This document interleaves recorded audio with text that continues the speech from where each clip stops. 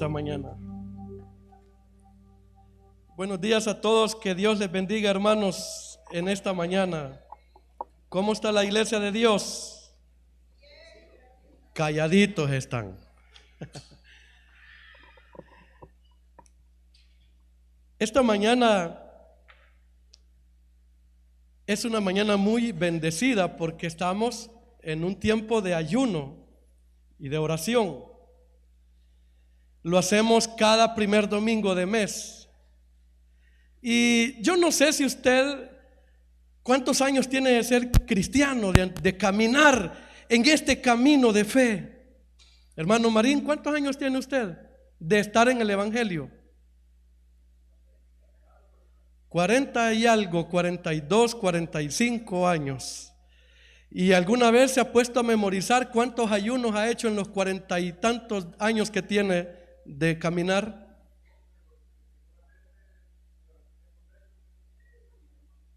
Ok. Algunos de ustedes, fíjense que yo ayer me tomé el atrevimiento de querer memorizar cuántos ayunos habré hecho yo en todo el tiempo que he estado en el Evangelio. Yo prácticamente he estado en el Evangelio desde tiernito, porque gracias a Dios mi mamá se convirtió al Señor en la iglesia de Dios cuando yo todavía no había nacido. Entonces, cuando yo nací, mi mamá y mi papá ya eran hermanos, ya eran cristianos, ya eran hijos de Dios. Entonces, uno tiene esa memoria de haber crecido en la escuela dominical, de haber dormido en las bancas, de haber estado en las vigilias. Y como el pastor recuerda cada momento la iglesia donde él creció, así yo también recuerdo la iglesia de Dios donde yo crecí. Y la iglesia de Dios siempre ha sido una iglesia muy linda, maravillosa. Yo soy dichoso haber nacido dentro del seno de la iglesia de Dios. Yo recuerdo que antes, en la Semana Santa, el pastor, hermano, que era un anciano, ponía ayuno desde el día jueves hasta el día viernes, si es posible sábado, y hasta el domingo había ayuno en la iglesia. Y mi mamá, que era una fiel seguidora del Señor, también nos sometía al ayuno y a la oración que el pastor promovía en la congregación. Entonces, y ayer estaba queriendo memorizar, atreviéndome a querer memorizar, buscar en mis archivos cuántos ayunos habré hecho yo en toda la vida que tengo de cristiano. Lo relevante no es la cantidad de veces que usted ha ayunado. Lo relevante es que para cada momento que usted ha ayunado, Dios siempre ha sabido responderle en cada situación que usted ha vivido durante toda la trayectoria que usted lleva siendo cristiano. Porque uno puede creer que de acuerdo a la cantidad de ayunos o el tiempo que uno dedica, así es la santificación que puede tener. Y de hecho eso es parte, eso le ayuda, le afirma, le establece. Sin embargo, la misericordia de Dios es la que cuenta todo el tiempo. Y en esta mañana hay un tema muy especial. El tema es, ¿ustedes lo saben, hermano, cuál es el tema? Solo Adonai responde siempre en todas las preguntas. Me llega eso. ¿Alguien más sabe, aparte de Adonai, cómo es el tema de este día? La iglesia saludable diezma y ofrenda. Imagínense qué bonito este tema. La iglesia saludable diezma y ofrenda. Nosotros hemos venido hablando de iglesia saludable, hemos hablado de una serie de temas, hemos incluido varias cosas que tienen que ver con la iglesia saludable, pero en esta mañana qué oportuno es entonces hablar acerca de la iglesia saludable, diezma y ofrenda. Muchas veces nosotros en el caminar cristiano nos encontramos con ciertos baches en el camino, como cuando usted va en su carro o va en un medio de transporte, no tiene nada que ver si es suyo o va en un medio de transporte que no sea suyo, pero en el camino hay baches y sobre todo en los tiempos de lluvia, las calles donde más salen los baches, y de repente el carro se mete en baches que hasta a uno le duele, ¿sí o no? Ay, dice uno cuando se mete a un hoyo, porque siente que le quebró algo al carro y que después también se va a quebrar su bolsa porque tiene que gastar para invertir. Entonces en la vida cristiana también hay ciertos baches en los que nos metemos y a veces hay algunos que se quedan en esos baches. Uno de los baches que yo le llamo así de esa manera, baches, a los hoyos que están en la calle, uno de los baches que nosotros nos metemos en la vida cristiana es no diezmar, por diferentes razones. Uno, porque dicen que el Nuevo Testamento no lo establece. Dicen ellos, se argumentan de que el Nuevo Testamento no establece el diezmo como una regla como existía en el pueblo de Israel, pero sí, el Nuevo Testamento habla también acerca del dar, acerca del diezmar. No utiliza la palabra literal diezmo, pero el apóstol Pablo muchas veces en las cartas que él escribió, hermanos, hablaba respecto de dar. Y yo considero personalmente, esto no lo dice la Biblia ni lo he leído en un libro, pero yo he llegado a considerar que una de las razones por las cuales el Nuevo Testamento no nos dice así de manera categórica, aunque sí lo habla, pero no lo recalca tanto como lo hace el Antiguo Testamento. Pero una de las razones a la que yo he llegado a concluir es que Dios, hermano, es tan bondadoso, es tan maravilloso con nosotros, que en el Antiguo Testamento Él nos enseña acerca del diezmar, y en el Nuevo Testamento nos deja a que nosotros, que ya hemos visto la vida del pueblo de Israel, entonces nos deja que nosotros sigamos el ejemplo de manera voluntaria, de manera que nosotros lo mueva por un agradecimiento, lo mueva, y lo vamos a ver de hecho, el agradecimiento. Entonces el diezmar, nos metemos en ese bache que no diezmamos. No, ¿cómo le voy a dar de comer a esos pastores? O al pastor general, ¿cómo le voy a dar de comer yo a esa gente?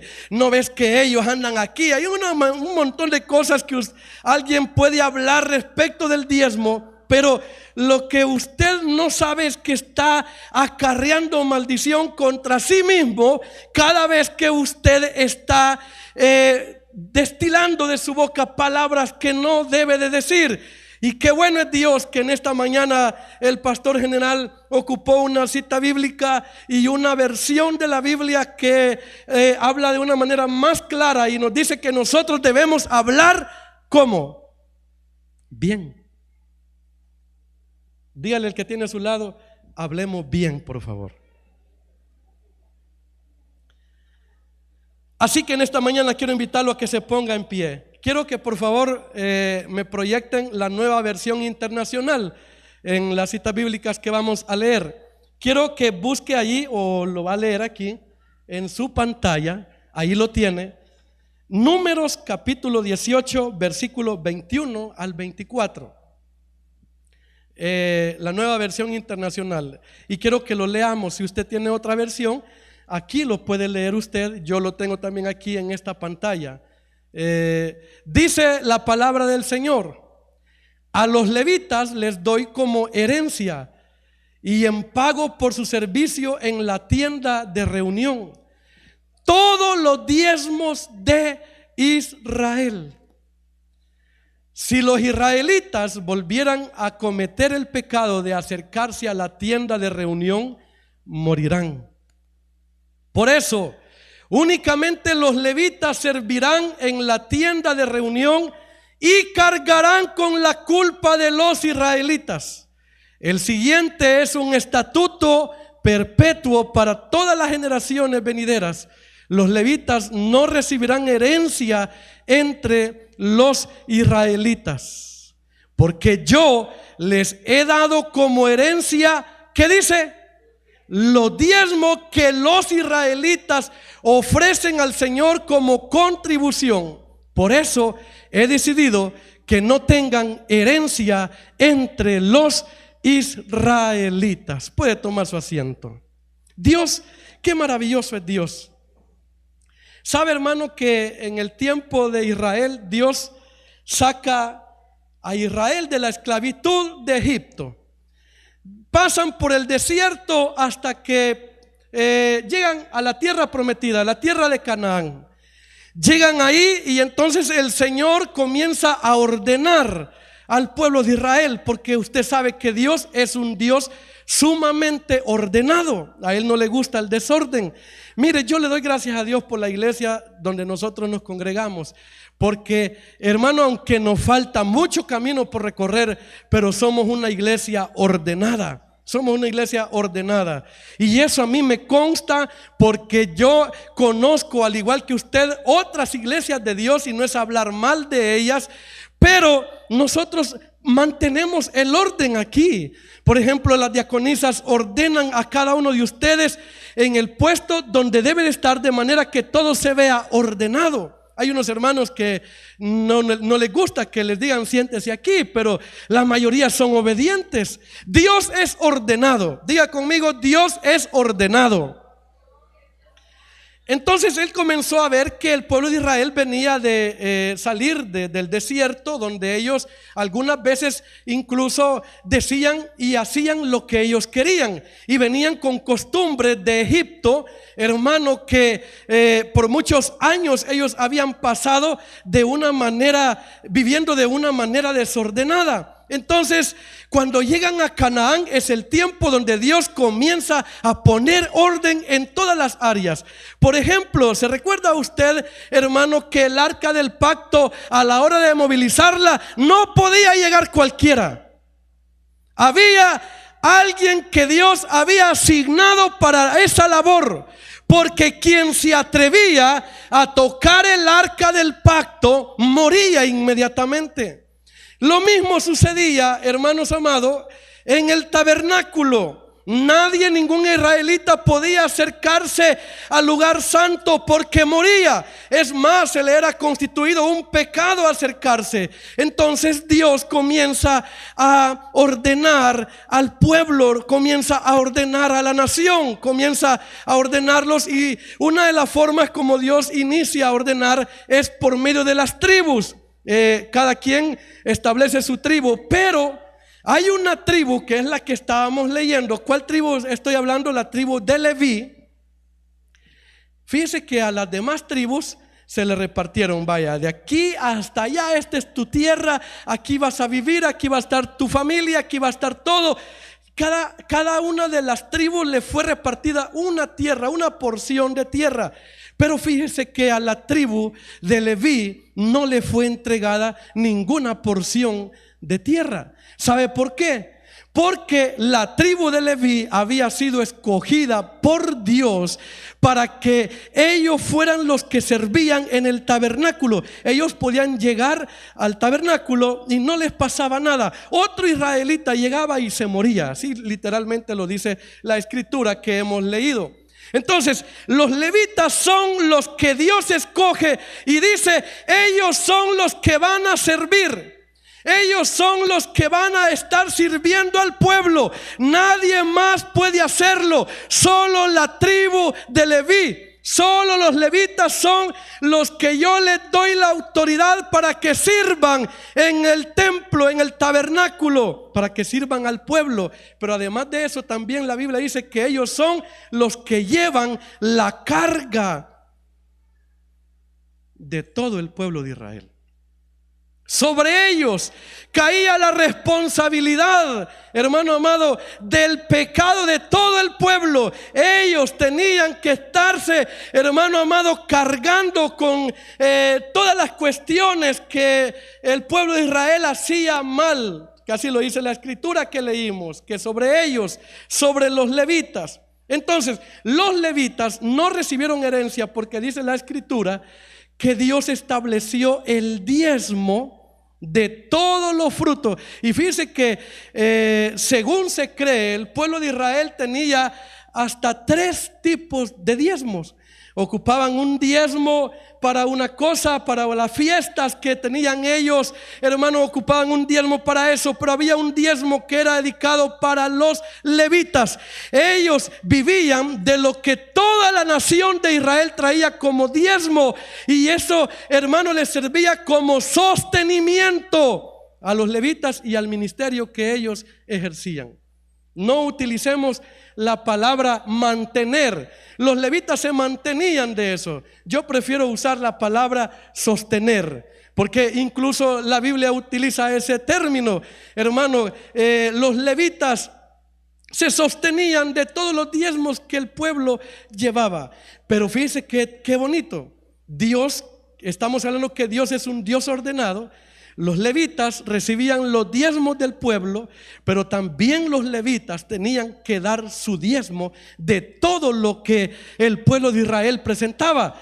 Nadie quedaba libre. Usted puede decir, entonces los levitas no diezmaban, ellos se lo quedaban todo. No, ellos también tenían que presentar su diezmo. Al diezmo que llevaban le sacaban el diezmo también, y Dios se los aceptaba eso como que se los aceptaba Dios ese diezmo, hermano. ¿Alguien sabe?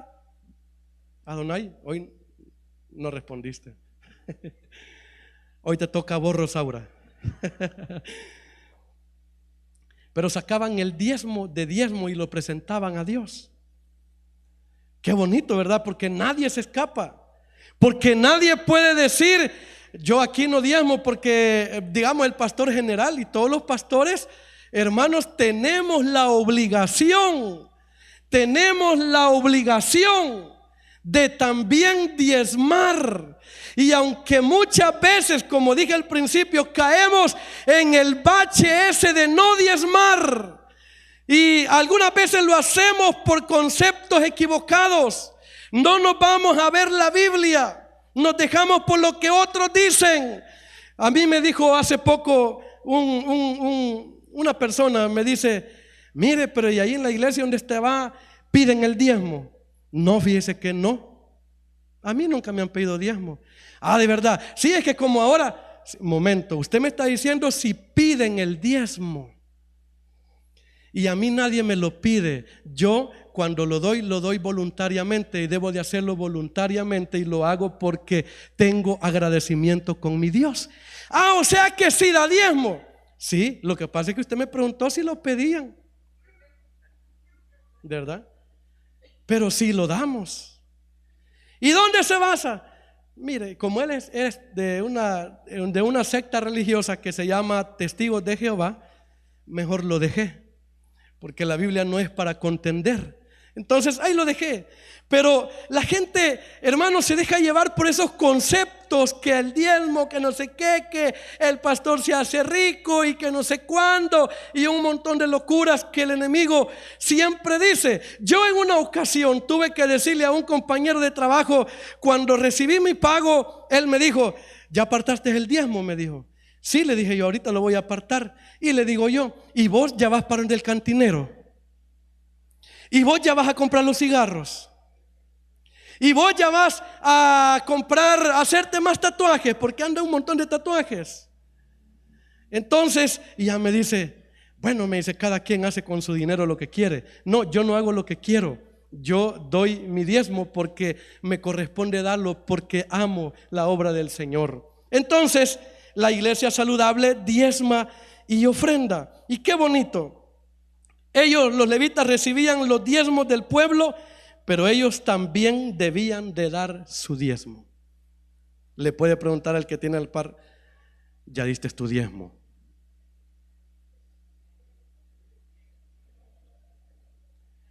Hermanas diaconisas, vayan a traerse bastantes sobres, porque hoy todos vamos a diezmar. Ay, hermano, yo pensé que me iban a dejar sordo. Y a mí me traen uno primero aquí. Pregúntale que tiene a la par, ¿ya entregaste tu diezmo?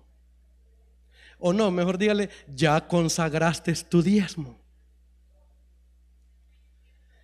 Y las hermanas diaconisas, todas en la bolsita van a tener ahí los sobrecitos. Amén. Entonces, ¿por qué debo pagar diezmos yo?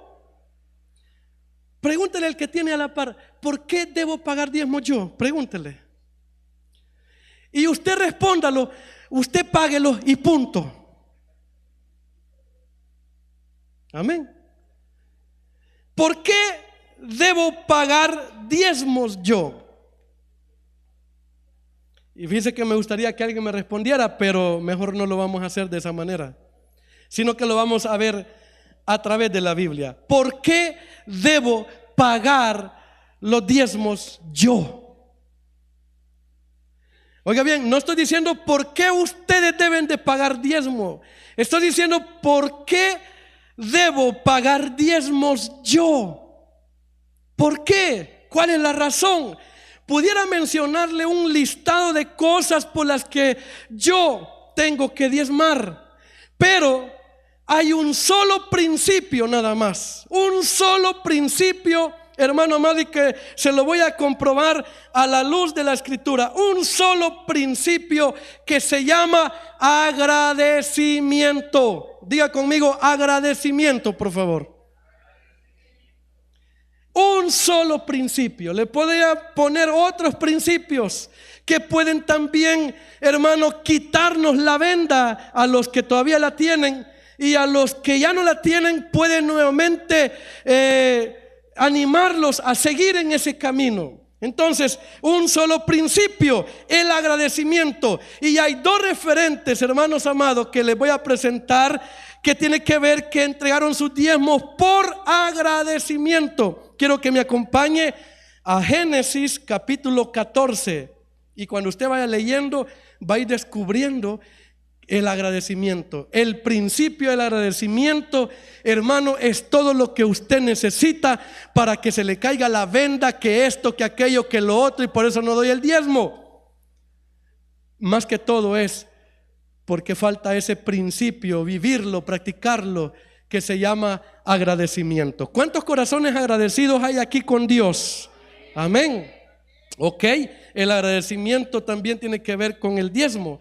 Génesis capítulo 14, versículos 17 al 20, vamos a leer. Dice la palabra del Señor: cuando Abraham volvía de derrotar a Kedorlaomer y a los reyes que estaban con él, el rey de Sodoma salió a su encuentro en el valle de Sabé, es decir, en el valle del rey. Y Melquisedec, rey de Salem y sacerdote del Dios Altísimo, le ofreció pan y vino. Luego bendijo a Abraham con estas palabras: que el Dios Altísimo, creador del cielo y de la tierra, bendiga a Abraham. Bendito sea el Dios Altísimo, que entregó en tus manos a tus enemigos. Entonces Abraham, léalo por favor, hermano, le dio el diezmo de todo. No dijo, me tocan dar $1,000, pero como el pastor no sabe, yo 100 voy a poner nada más. Me toca dar $5, pero no tengo para el pasaje, así que voy a poner $1. Lo importante es que aparezca en la libreta de los diezmos. No, dice Abraham le dio el diezmo de todo. ¿A quién se lo dio? Al sacerdote Melquisedec, que al mismo tiempo era el rey. Pero recalca más, hermano, el sacerdocio de Melquisedec, y dice que es siervo del Dios Altísimo, sacerdote del Dios Altísimo. ¿Y por qué Abraham llevó los diezmos? Resulta que Lot había sido, en otras palabras, llevado prisionero con toda su familia, sus animales, toda su descendencia, en manos de ciertos enemigos. Cuando Abraham se dio cuenta que Lot, su sobrino, estaba corriendo peligro, entonces Abraham sale al rescate de su sobrino y se enfrenta a los enemigos y los termina derrotando, y entonces recupera la libertad primeramente de Lot, luego de su familia, de los animales que les habían llevado con ellos también. Y en el camino entonces sale Melquisedec al encuentro y lo bendice a Abraham y le dice: Dios te ha entregado a tus enemigos en tus manos. Y entonces lo bendijo, no más lo bendice. Entonces él, en agradecimiento, diga conmigo, agradecimiento, le entregó los diezmos de todo. ¿Cuántos diezmos dio él? De todo. ¿De qué cosas dio el diezmo él? De todo.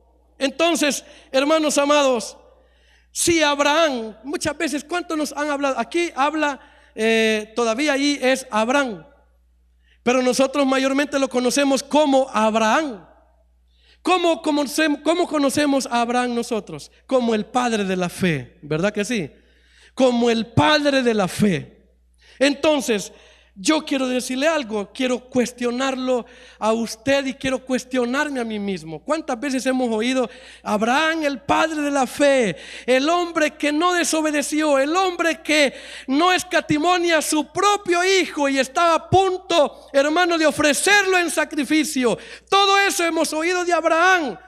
Pero si para nosotros Abraham es nuestro mayor referente respecto a la fe, también debería de ser nuestro mayor referente a la hora de diezmar. Nadie dijo amén. Es la palabra de Dios. Pero nos gusta oír cuando nos explican la historia de Abraham, que él hizo tantas cosas por medio de la fe. Incluso en Hebreos también, hermanos, se hace memoria de la fe de Abraham. Pero también vuelvo a insistir nuevamente: si Abraham es nuestro mayor referente, es el padre de la fe, es nuestro padre en la fe también, entonces también debería de ser nuestro mayor referente para motivarnos, para animarnos a que, si no lo hemos estado haciendo, ahora es un buen momento para pedir, hermano amado, a Dios perdón y ofrecerle a Él los diezmos que nos corresponde entregarle a nuestro sacerdote, a nuestro pastor, a nuestro Dios. Les estoy hablando del pastor de pastores, del Señor de señores. Y otro punto importante es que la primera vez que la Biblia menciona acerca del diezmo, no lo hace en referencia a la ley ni a una obligación, sino que lo hace precisamente en base al agradecimiento de Abraham. Porque cuando esto aconteció, todavía, hermano amado, no se había establecido la ley de Moisés. Entonces, cuando la Biblia habla de diezmo, no hace referencia a la ley, sino al agradecimiento. Y si usted tiene un corazón agradecido, si usted está agradecido con Dios por todo lo que Dios ha hecho con usted hasta este segundo que estamos viviendo, entonces también deberíamos incluir el diezmo en agradecimiento a nuestro Señor. Ahora, el otro referente que a lo mejor ustedes que leen la Biblia saben de quién voy a hablar. Quiero que vaya conmigo siempre a Génesis capítulo 28. Jacob es el otro referente de agradecimiento, hermano amado. Y usted conoce la historia de Jacob.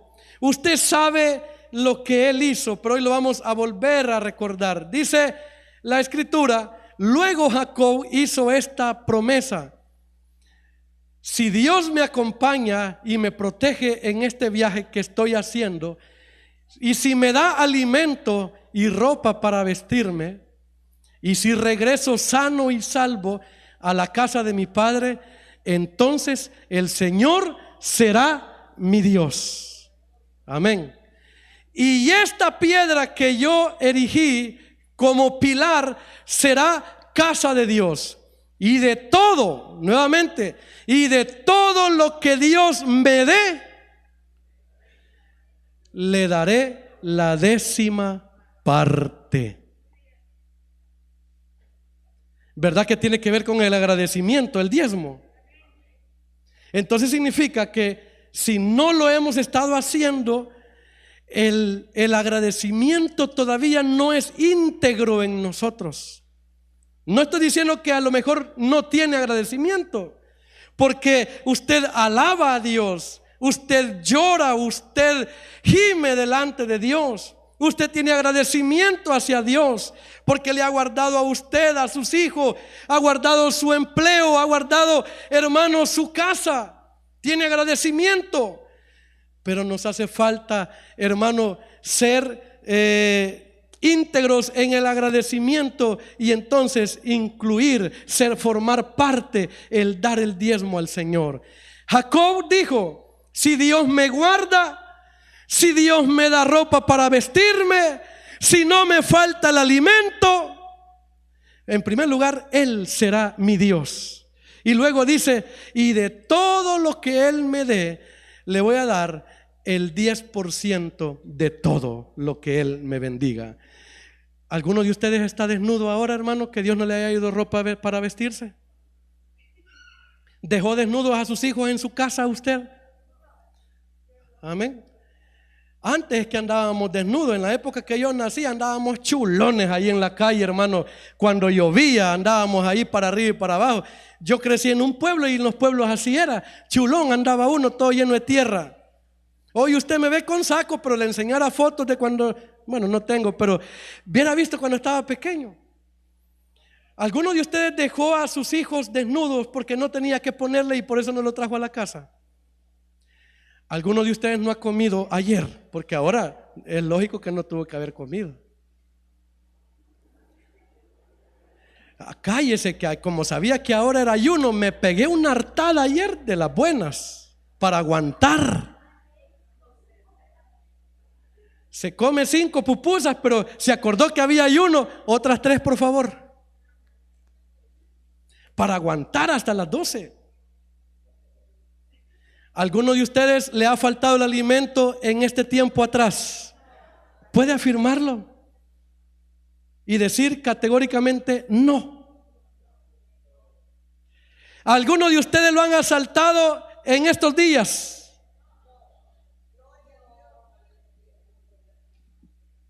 ¿Alguno de ustedes se ha enfermado en estos días? Gracias a quién estamos aquí alabando a nuestro Señor. Gracias a quién. Gracias al Rey de Reyes, hermano. Gracias a nuestro Dios que nos ha guardado. Y no solamente lo ha guardado a usted, ha guardado a sus hijos también. Porque usted, mire, se va para su trabajo, a su hijo lo va a dejar a la escuela, al colegio, a la guardería, donde sea. Y cuando usted regresa en la tarde, ahí están ellos siempre contentos, siempre pidiéndole pisto, siempre pidiéndole zapatos nuevos. Hermano, qué bendición más grande llegar a recoger a su hijo y verlo que sale con la sonrisa. Papá, comprame una paleta. Papá, llévame al campero. Papá, comprame una hamburguesa. Papá, llévame a Los Planes. Papá, llévame a Metrocentro, a la Gran Vía, donde sea. Pero ¿verdad que es una alegría cuando usted en la tarde vuelve a ver a sus hijos? Aunque ya estén grandes, aunque ya estén mayores, pero usted se alegra. ¿Sabe por qué, hermano? ¿Por qué eso?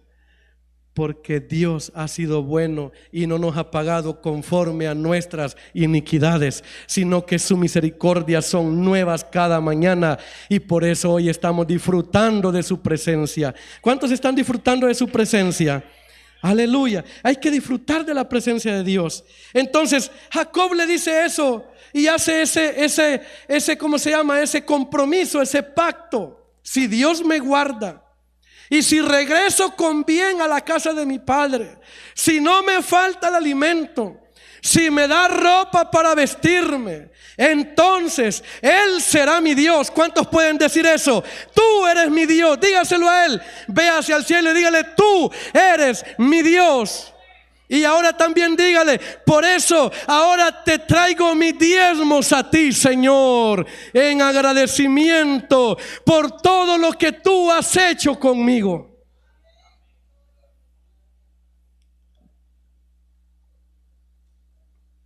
Dos referentes a los cuales hemos estado, hermano amado, mencionando y que hemos oído de ellos constantemente.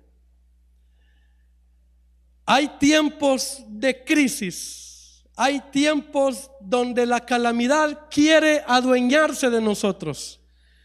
Hay tiempos en donde la miseria quiere llegar a pegarse y andar con nosotros, cuando la Escritura no dice eso para los hijos de Dios. Amén. La Escritura no dice eso respecto a los hijos de Dios.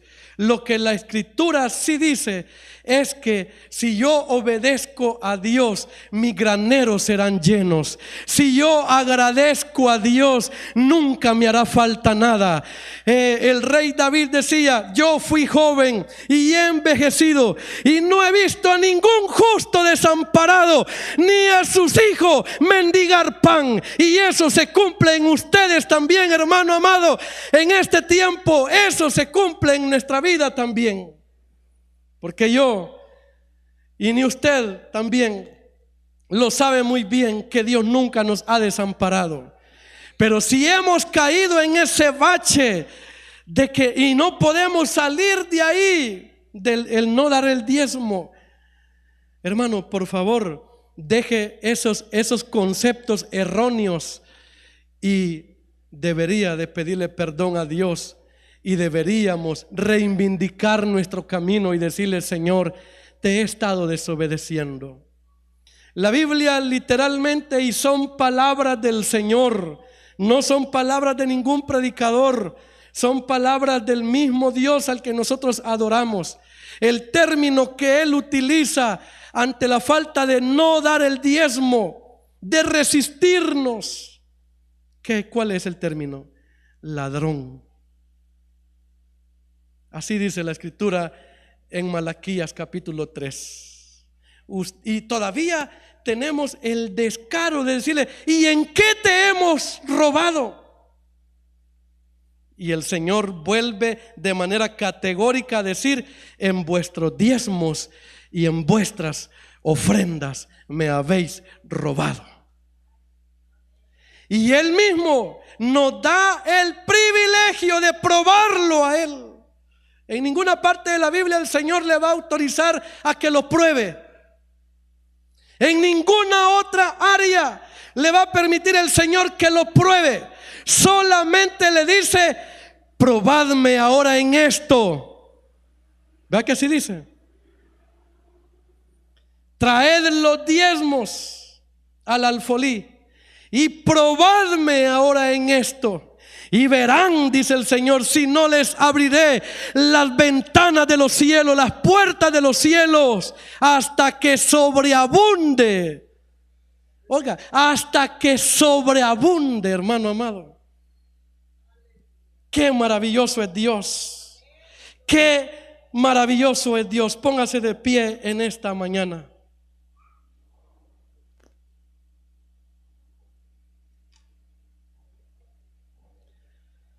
Insisto en ese punto: si hemos caído en ese bache, salgamos de ese bache y comencemos a accionar. Las iglesias más bendecidas son las que fielmente están consagrando sus diezmos y sus ofrendas para el Señor. ¿Sabe, hermano? No voy a mencionar nombres, pero una hermana se me acercó a mí hace como unas 2 semanas y me dijo que ella quería dar su diezmo. Y yo la animé a que diera su diezmo. Entonces un día me escribe y me dice: mire, pastor, fíjese que ¿se acuerda que le comenté que yo quería dar mi diezmo? Ah, sí, lo recuerdo. fíjese, me dice, que he estado con eso en mi corazón, no lo he dado todavía, pero está eso en mi corazón. Vaya, hermana, entonces hágalo, no se detenga. ¿Qué es lo que le impide dar el diezmo? Para no cansarlo, ese día me dijo: sí, pastor, ahora lo voy a dar. Y entonces llega después del culto, me dice: pastor, fíjese que traigo mi diezmo, pero fíjese que cuando estábamos orando, el Señor me puso a una persona que está necesitando, que no tiene trabajo y que está pasando una dificultad económica. Y me dijo: y fíjese que yo estaba pensando que en vez de darlo a la iglesia, se lo voy a llevar a él, el diezmo. Y le digo yo: ok, hermana, está bien, solo déjeme explicarle algo. Eso es todo lo que voy a hacer, explicarle. Usted puede ir donde este hermano y darle el dinero que usted ya ha consagrado como diezmo. Usted lo puede hacer, pero entonces ya no es aceptado ante Dios como diezmo, sino que es aceptado como una ofrenda de ayuda que usted le está dando a esa persona. Entonces, ¿qué sucedió? Que usted metió el dinero en el sobre, consagrándolo como diezmo. Ahora usted quiere cambiarlo a una ofrenda para un hermano, pero ya usted lo consagró. Antes, el hecho que usted no lo haya traído, pero desde el momento en que usted ingresó el dinero en el sobre, usted lo consagró como diezmo.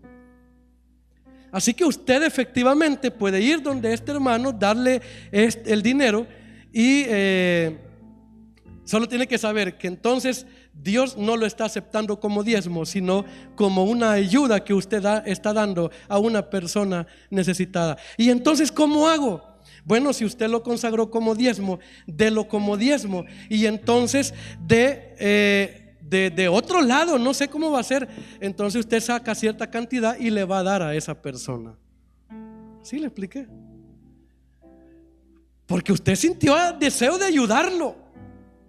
Entonces dé el diezmo y luego vaya y le da una ofrenda, porque usted ya lo consagró como diezmo. Y caemos en esos baches que nos afectan. Al final me dijo: no, creo que entonces yo debo de dar mi diezmo para Dios. Y él lo dio a ella. A los días otra vez me agradece y me dice: gracias, pastor, porque lo que yo iba a hacer en realidad no estaba bien, y siento paz en mi corazón haberlo hecho así como lo hice, así como usted me indicó que debía de hacerlo. En esta mañana, si alguno de ustedes, hermano amado, mire, yo no le voy a pedir diezmo, no. Lo que sí le voy a decir, hermano amado, es que si usted ha caído en ese bache, por la razón que sea, salga de allí. No se quede allí, salga. Y hoy, esta mañana, es una buena oportunidad para que usted consagre. Sabe que cada ayuno es consagración de diezmos y ofrendas. Cada ayuno estamos consagrando a Dios nuestros diezmos y ofrendas. Y si alguno que ha estado sin hacerlo, Dios está tocando su corazón para que vuelva nuevamente a creerle a Dios y a su palabra y probarle al Señor en eso. Y después usted verá todo lo que Dios hará con su vida. No, eso no es automático. Eso no es que yo lo doy y al salir ya estoy recibiendo cosas. Esas son cosas que tienen que ver en toda la vida cristiana. Por lo cual, hermano amado, le insto, le exhorto a que salgamos, a que salga de ese bache y que comience a caminar íntegramente delante del Señor Dios Todopoderoso. Señor, en esta hora te damos gracias por tu palabra. Señor, aquí está tu iglesia, Padre, sedienta de alabarte y de recibir de ti. Gracias por tu palabra, gracias porque nos instruyes, gracias porque, Señor, esta palabra es luz a nuestro camino y nos adiestra, nos prepara, Señor, para toda buena obra. Y ahora, Señor, queremos ser una iglesia saludable que diezma y ofrenda. Que diezma y ofrenda, Señor amado, en agradecimiento a ti. Antes de otra cosa, Señor, el agradecimiento que hay en mi corazón también lo debo de expresar, oh Dios amado, siendo saludable, consagrando mis diezmos y ofrendas para ti. Señor, si hemos caído en ese hoyo, Padre, ten misericordia y con tus brazos de amor, con tus cuerdas de amor, atráenos, oh Dios amado. Y por favor, encamínanos, oh Dios, en ese camino admirable que tú nos has marcado. Ayúdanos, oh Dios, a ser buenos mayordomos, a que si nos hemos equivocado podamos corregir en el área financiera, Señor, nuestra vida. Y que te podamos, Señor, incluir y que seas tú la prioridad, mejor dicho. Que seas tú, Señor, el quien ocupa el primer lugar de nuestras finanzas. Que seas tú, Señor, el mayor ejemplo de mayordomía, Padre.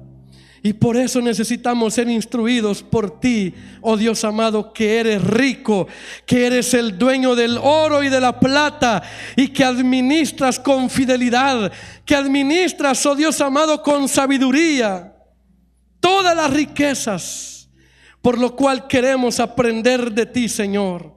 Perdónanos, oh Dios, por algún concepto erróneo que haya estado dominando nuestro corazón, nuestra mente, nuestros ojos. Pero ya no queremos seguir de esa manera.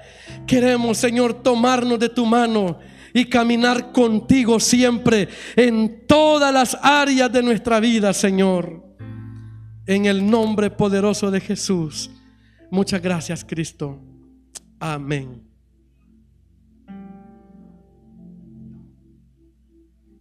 Gloria a Dios.